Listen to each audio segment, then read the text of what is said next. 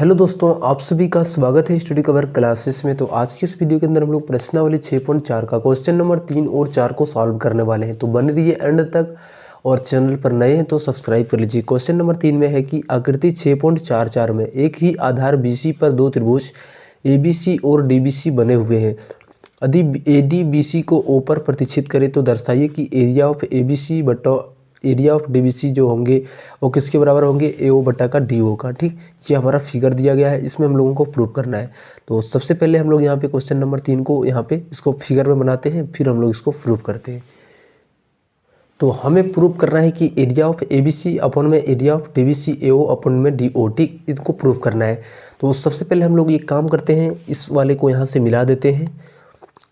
ठीक, इसको 90 डिग्री को कौन, और यहाँ से हम लोग क्या करते हैं, इसको मिला देते हैं इस जगह पे,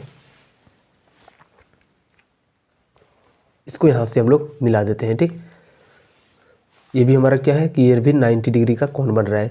इसको हम लोग M मान लेते हैं और इसको N। तो थोड़ा सा यहाँ पे पहले लिखेंगे रचना में क्या किया है कि BC के ऊपर AM को लंब डाला, यानी AM लंब BC पर, तथा सिमिलर इसी तरीके से हम लोग यहाँ पे लिखेंगे BC के ऊपर क्या, DN लंब BC पर। ठीक, इतना करने के बाद हम लोग यहाँ पे क्या करेंगे, अब इन दोनों त्रिभुज को एक काम करते हैं, सबसे पहले सिमिलर प्रूव करते हैं कि ये दोनों आपस में समरूप है। ठीक, थोड़ा सा यहाँ पे जूम आउट करते हैं।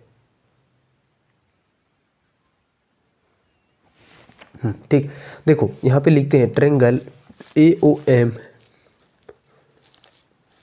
एंड दूसरी वाली जो त्रिभुज है हमारा वो क्या है कि DON, ट्रायंगल DON। दोनों को हम लोगों को सिमिलर प्रूव करना है, समरूप प्रूव करना है। देखो इसमें ये कोण 90 डिग्री और ये कोण 90 डिग्री, तो ये दोनों आपस में इक्वल हो जाएंगे। लिखेंगे कोण AMO बराबर हो जाएंगे किसके, कोण DNO के।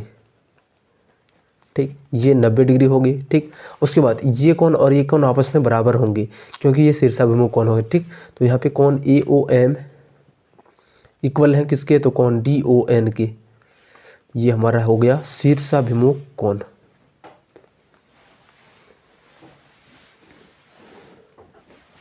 अब देखो एंगल एंगल समरूपता से लिखेंगे, एंगल एंगल समरूपता से क्या हो जाएंगे, दोनों त्रिभुज आपस में समरूप हो जाएंगे। त्रिभुज AOM जो है सो समरूप हो जाएंगे DON के। ठीक, अब जब समरूप हो जाएंगे तो इनके जो भुजाएं होंगे वो क्या होंगे, एक संगत भुजाएं आपस में बराबर होंगे। ठीक, तो हम लिख सकते हैं कि AM बटा का DN, AM बटा का DN वो किसके बराबर होंगे, तो देखो यहाँ पे AO बटा का DO, ये इस वाले त्रिभुज के लिए AO और इस वाले त्रिभुज में लेंगे उसको DO। ठीक, लिखेंगे AO अपन में DO, इसको मान लेते हैं पहला नंबर समीकरण। ठीक, अब इतना करने के बाद हम लोग क्या करते हैं, अब यहाँ पे हम इस त्रिभुज पर आते हैं। ठीक, इस त्रिभुज पर, त्रिभुज ABC पर, और इसमें हम लोग यहाँ पे BDC जिसके बारे में यहाँ पे बोला गया है उस त्रिभुज पर हम लोग आते हैं। ठीक, तो लिखते हैं area of ABC, area of ABC।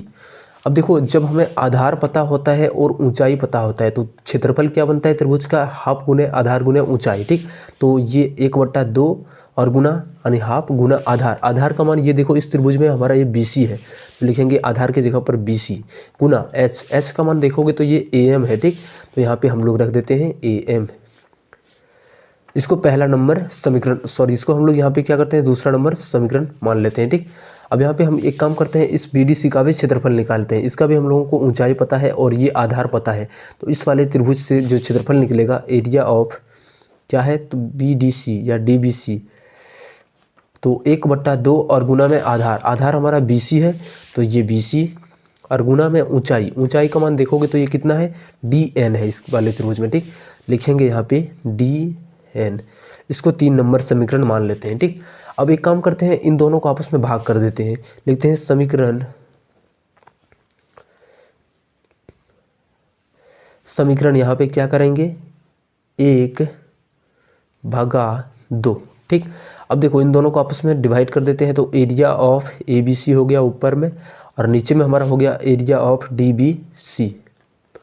उसके बाद इसी प्रकार से इधर भी करेंगे तो 1/2 गुना BC गुना AM, और इसके नीचे में आ जाएगा 1/2 गुना BC और गुना में DN। ठीक, देखो 1/2 ये भी हमारा कट जाएगा, तो बचेगा क्या, सिर्फ AM बटा का DN, यानी एरिया ऑफ ABC बटा का एरिया ऑफ DBC, इधर जो बचेगा हमारा AM बटा का DN। ठीक, अब देखो यहाँ ऊपर में हमारा AM बटा का DN किसके बराबर है, AO बटा का DO, तो यहाँ पे लिखेंगे एरिया ऑफ ABC बटा में एरिया ऑफ DBC इक्वल हो जाएंगे किसको, तो AO बटा का DO। ठीक, इसको यहाँ पे इस तरीके से लिख देनी है, कहाँ से, तो ये हमारा समीकरण 1 से। ठीक,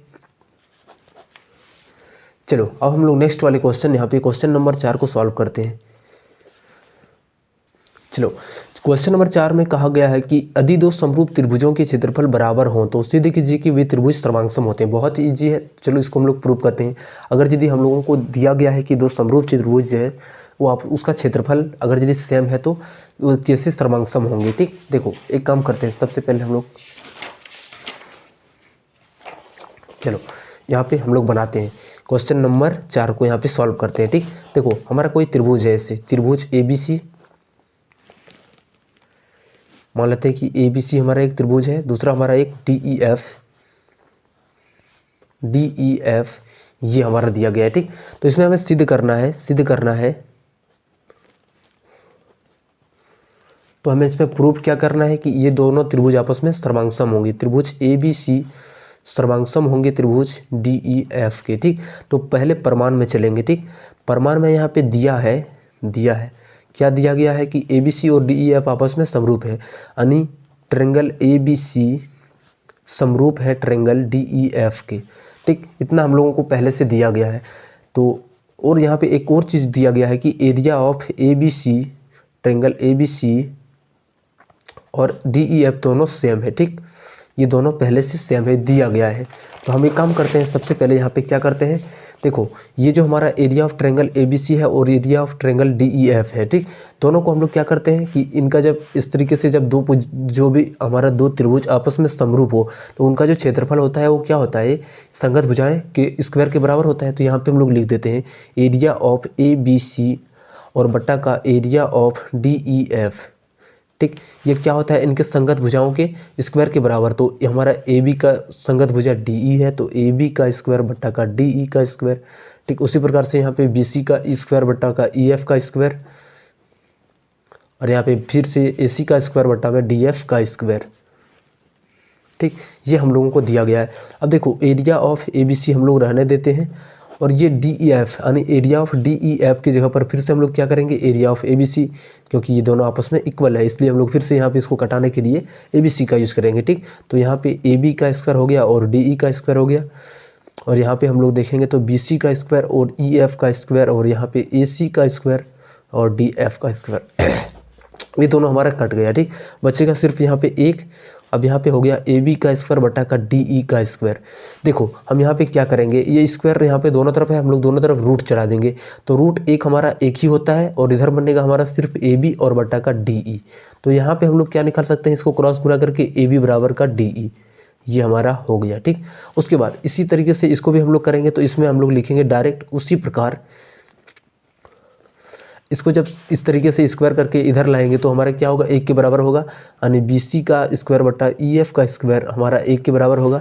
और यहाँ पे देखो स्क्वायर हटाएंगे तो उधर जाके रूट चढ़ेगा, और रूट एक हमारा रूट एक ही होता है। ठीक, और फिर BC और EF हमारा इधर चल जाएगा। ठीक, फिर से हमारा इसी तरीके से क्या हो जाएगा, AC बटा का DF हो जाएगा, AC बराबर का DF। ठीक, अब यहाँ पे हम लोग क्या कर सकते हैं, क्या देख रहे हैं कि AB हमारा DE के इक्वल है, BC हमारा EF के इक्वल है, AC हमारा DF के इक्वल है। तो यहाँ पे साइड सर्वांग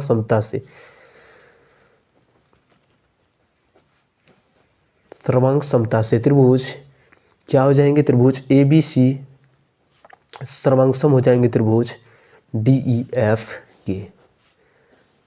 ठीक, यही हमें प्रूव करना था। चलो मिलते हैं हम लोग अब नेक्स्ट वीडियो में, तब तक के लिए बाय।